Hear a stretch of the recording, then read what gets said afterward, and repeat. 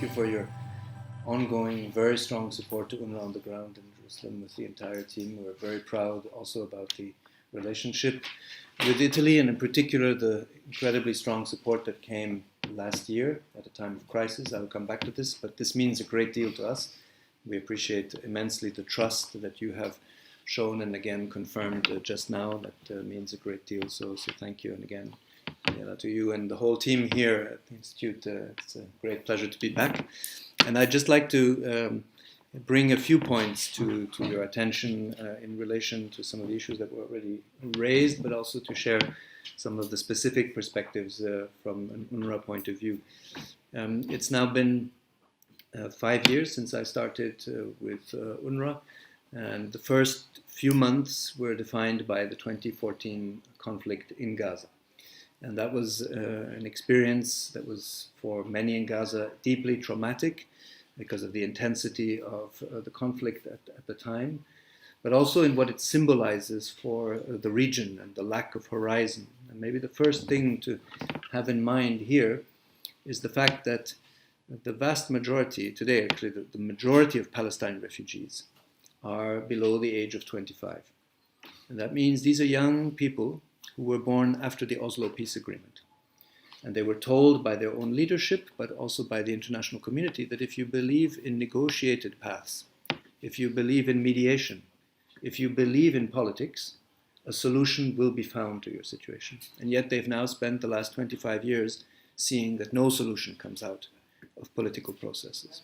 And so I join Gordy when you say that we cannot allow ourselves the luxury of skeptical attitudes when it comes to negotiating and to recreating a political horizon. There is nothing more important today in the Middle East, and by the way, in most conflict environments, than recreating political horizons and recreating meaningful political processes that are inclusive of the views and the concerns of all the communities in the region. This is very important because I say it, one of the areas of focus of this conversation, as is often the case around UNRWA, is the fact that we have now been in existence for 70 years, which is one of the rare institutions where one doesn't celebrate the years that go by, right? And for very good reasons, one shouldn't celebrate, because UNRWA is not about adding numbers to the numbers of years we've been here, because the very idea at the origin was that it would be a short-lived experience. But it was not because people at the time when UNRWA was created were somehow naive about humanitarianism. They were just hopeful about politics. And when you go back to the texts, it was very clear that when UNRWA was created, it was with a vision that the political solution would be found fairly rapidly, that the UNRWA page could be turned, and then there would be just one single agency would take care of refugee questions worldwide, which was UNHCR. But without going into that debate more in detail, the fact is you will not find anybody in UNRWA hoping that we are the horizon for Palestine refugees. That doesn't exist. You won't find that in UNRWA. UNRWA believes more firmly than anybody else in the necessity for a political resolution of this conflict, because everybody in the region, but Palestine refugees included, need now a recreation of a horizon and prospects for the future. And this is very clear in terms of the situation on the ground. So yes, politics have to be, and I would wish that there would be more determination and courage on that front, and less skepticism and holding back, because that is really not what we need in the region. Now, UNRWA at 70 years of existence is a reminder both of what you can do that is very valuable for refugee communities. It's also a reminder of what I just referred to, which is the failure to find a political solution to the conflict between the Israeli-Arab conflict, or the conflict between Israel and Palestinians. Now, the issue of UNRWA and the services that we provide is a very important component today in the region in terms of addressing issues of human dignity and of regional stability.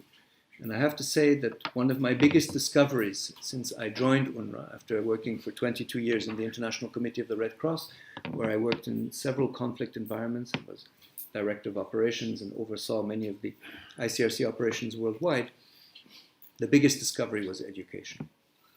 And I say it, and it was referred to earlier in your comments, why is the education component so important for me? Because when you work in humanitarian organizations, you will have a tendency to focus on the traditional areas of humanitarian work, which is food distributions, emergency medical response, water, issues that are all extremely important in phases of emergency. But of course, when the emergency becomes chronic and lasts for decades, then you run the risk of looking at people first and foremost from the point of view of them being victims. And nobody that I know wishes to be presented only or first and foremost as a victim. That wouldn't be our case in this room. We wouldn't want to be presented only as victims if we faced a situation of conflict or of dispossession. We want to be recognized in our humanity. And the investment in education is what preserves us from only looking at people from the point of view of their needs. When you invest in education, you also look at young boys and girls as actors of their own destiny with the possibility to preserve their horizons, to acquire skills and capacities that will make them productive actors in the future. So I want to both emphasize the pressures, worries, and anxieties that Palestine refugees face today, but also the immense courage and determination that exists in this community. Because I don't want to contribute to projecting a one-dimensional view on people who would be allegedly sort of sitting by the side of the road just waiting for us to save them, because that's not my experience at all of Palestine refugees. And here I speak only about the human component of it. My role is not to look at the politics of it, although we work in the middle of a highly polarized and extremely emotional context where everything we say or don't say, do or don't do is scrutinized. But the reality is we want people to be recognized for their humanity. And here education is an invaluable contribution. Since 1950, 2 million Palestine refugees have graduated from UNRWA schools. Probably one of the most remarkable contributions to human development in the region.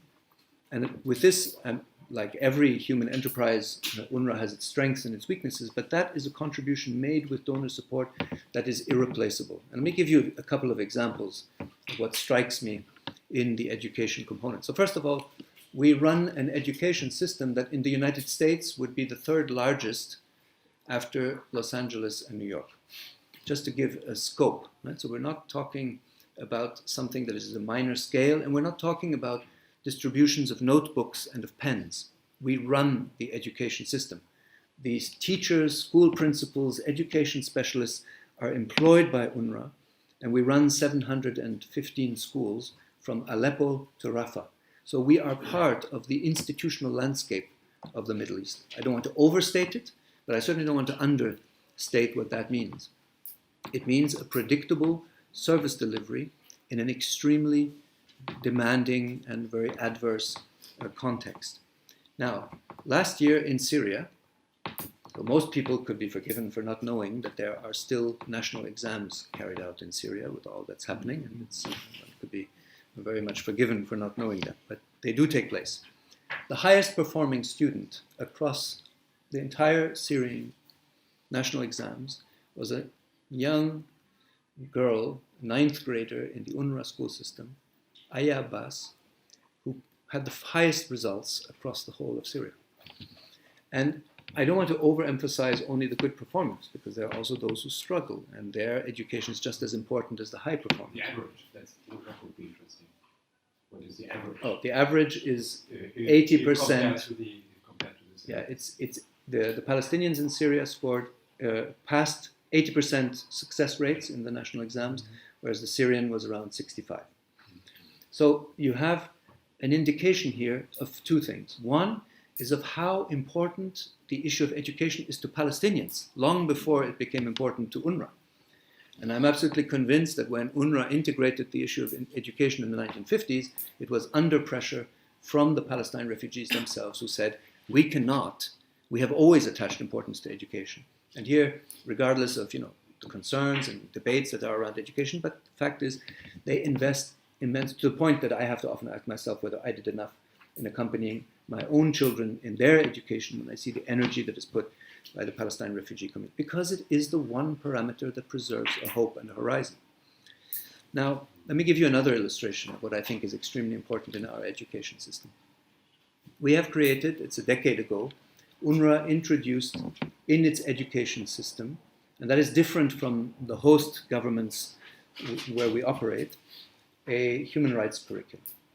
Now, it addresses human rights questions, it addresses conflict resolution and tolerance, and out of that initiative grew another initiative, which is we create student parliaments across the entire education system. So in every September, you have elections now across the whole of the school system in the West Bank, in Gaza, in Syria, Jordan, and Lebanon. And young boys and girls run their campaigns, and they represent a platform where they advocate for the rights of the other students, and they engage with the UNRWA staff in terms of the education staff and others. Now, one can smile at that because, in fact, one can say, well, that more or less exists in every country. But, you know, I go to many conferences in the world where people talk about youth empowerment. So, of course, we can talk about youth empowerment, or we can do something about it. And when you have a system of student parliaments that are established where young boys and girls in the most hostile environments that you can imagine today are encouraged and empowered to not only become involved, but to represent, is something extremely important.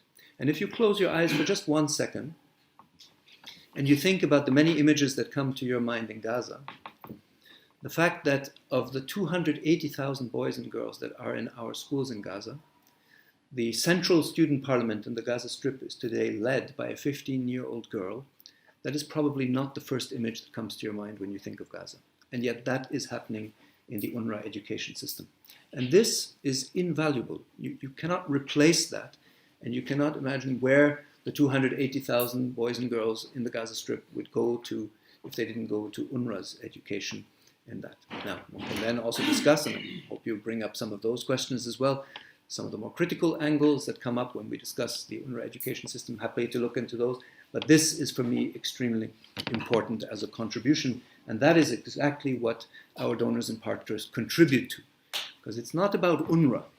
It's about the Palestine refugees. It's about these young boys and girls and their future and regional stability. And I think this is a very important fact. Now, of course, while here I've highlighted also some of the successes, the achievements, the importance of this work, it is, of course, true, and one cannot deny, that there are many, many very dramatic situations that are taking place. And I'll just very briefly focus on two, because then I'm much more interested to hear your views and questions. One is, of course, Gaza. There's no discussion on Palestine refugees without what's happening in Gaza. And it is true that if you think of all of the overlapping pressures that the Palestine refugees face in Gaza, and you know of the 2 million people in the Gaza Strip, 1.3 million are Palestine refugees registered with UNRWA, so it's a very sizable community. They have gone through, of course, numerous conflicts. They have had to face the results of the consequences of the blockade and violence that exists in and around the Gaza Strip. They've faced lack of freedom of movement, like, for example, over 90% of our 280,000 students in Gaza have never left Gaza in their lives. So that's just to imagine 1 second. All of us around this table can explain where we have been in the first 18 years of our lives, how much opportunities we had in terms of defining studies and others. Here you have a community that is locked into that paradigm. And we have, of course, the consequences of the recent so-called Great March of Return, with thousands of demonstrators injured, in addition to those that were killed inside the Gaza Strip during these demonstrations. And again, here, I'm not focusing on the politics of it, I'm focusing on the human consequences of it, which is the role that UNRWA has. So, of course, there, my view is, and that brings us back to the politics of it, this can only be changed through politics. This can only be changed through a re-engagement in political action to shift the paradigm and to have a re-engagement on the political front. Briefly mentioning Syria also, where there were Palestine refugees, 560,000 before the war started in 2011. There are still about 440,000 Palestinian refugees inside Syria. 120,000 have fled the country. Others are massively displaced inside.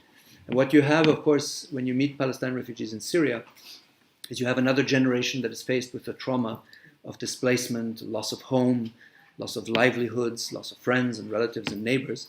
So while millions of Syrians are extremely traumatically affected by the conflict, there is, and I always try to ensure that the community, Palestinian refugee community inside Syria, is not forgotten, because they face this double trauma of having to confront what has happened already in the past with what is now the case. Now, in the middle, and this would be my closing remarks on this, UNRWA faced last year indeed a very, very profound challenge as a result of the US's decision to cut its funding, which was $300 million cut last year, and another 60 million that we lose this year, because last year the US did contribute 60 million. This will no longer be the case this year. That's, for any humanitarian organization, a very, very big piece of money, inevitably.